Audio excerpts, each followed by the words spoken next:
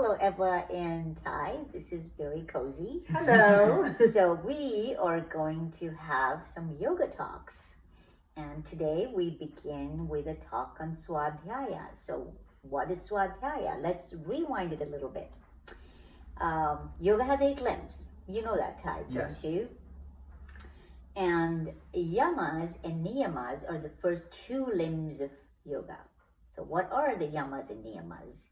So some people like to say they are rules. I like to just call them guidelines for all yogis. Right. They're just a framework of behavior that is expected of all yogis Okay. when you're dealing with yourself and when you're dealing with other people.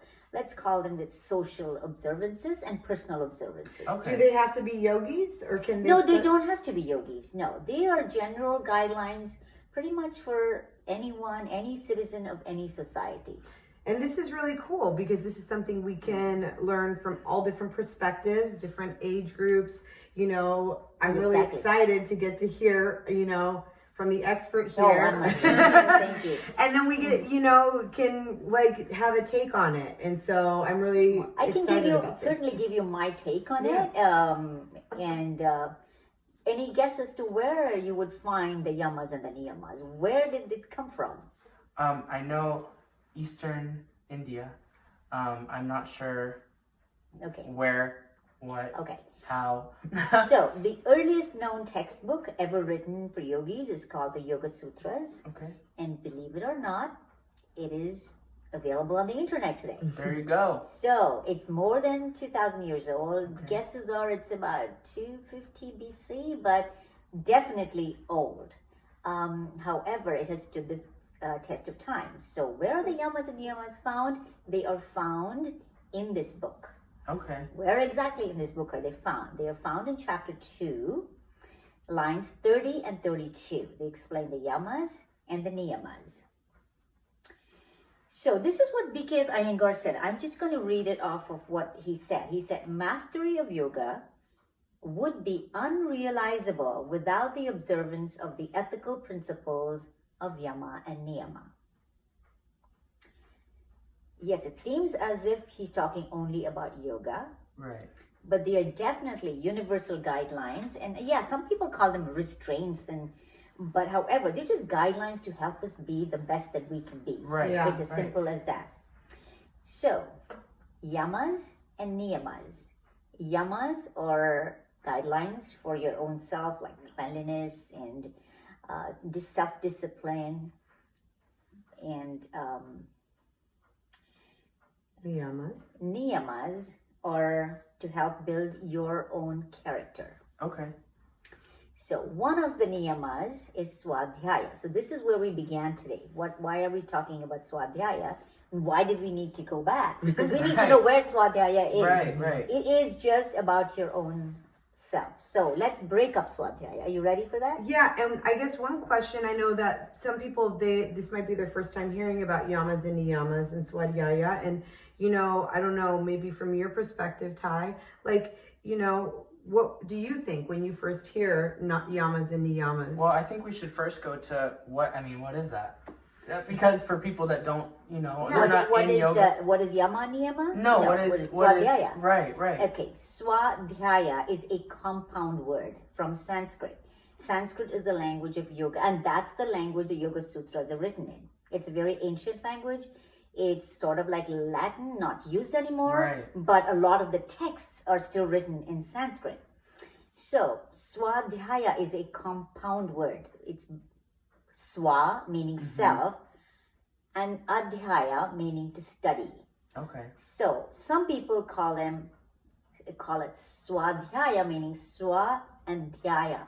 Some people might think it comes from the word dhyana, which means to concentrate upon. Okay. So either way, whether it's concentration, it is self-study, self-observance. So what does that mean to you? For me, I would see that as similar to looking inward and Exactly. working on yourself, But what is interesting is Svadhyaya can also mean self-study can be external too. Okay. You can study the scriptures. You can study the Yoga Sutras. You can Okay. study the books. Right. Whatever you might study, any field. That is your own self-propelled learning path. And that can be turning inward or turning outward. Okay. And that is Svadhyaya. Does it make more sense to you? Yeah, it does. And yes, as yogis, it's definitely important to turn inward because all of that external knowledge is to apply it to your own life. Okay. And that is Swadhyaya. Swadhyaya, self-study, Okay. self-observation. And why do you think it's important? Why do you want to look inward? Right. I think in any area, and any religion, any faith, or any culture, I think there's an idea of self-study. And it's because without self-study, you're not aware of your actions and your choices and why you've made those actions and those choices. And so I think it helps you to better yourself, and then when multiple people do it, better your community and better your world. Absolutely. So it's a path to improvement, Right. self-improvement.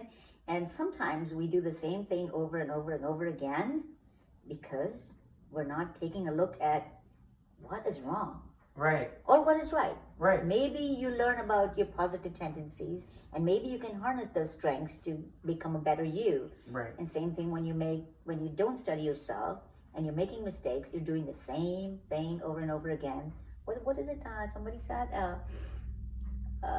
Einstein, what is the definition of insanity? Doing the same Right. thing over and over again and expecting different results. Exactly. So this is exactly what they're Mhm. saying. So Adhyaya is a way to improve yourself. Right. And stop doing that and stop that repetition.